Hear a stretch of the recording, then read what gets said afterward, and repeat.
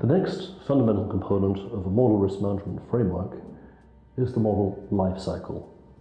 Here, it's essential to understand the A to Z of the life of a model. Just as if you're managing credit risk, you need to understand the full credit lifecycle from origination to collection. It's the same with a model. Let's walk through the key steps in a model's life. It starts typically with the analysis of data that's required to make the model. We then move to the development of the model itself, before then deploying it in the bank's technical infrastructure and testing it. The model is then sent to validation for review, to committee for approval, and then it's implemented in the production systems of the bank.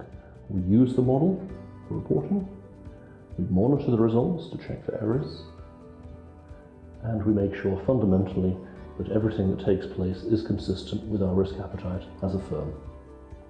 This is an overview of the model risk life cycle.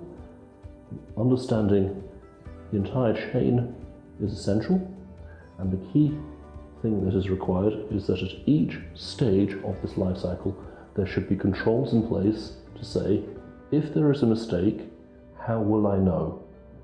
Can I spot it? There should be strong, proactive, preventative controls in place at each stage, be it through a management review, through an expert review, or in some cases through a statistical review to identify things based upon triggers, based on benchmarks and back tests.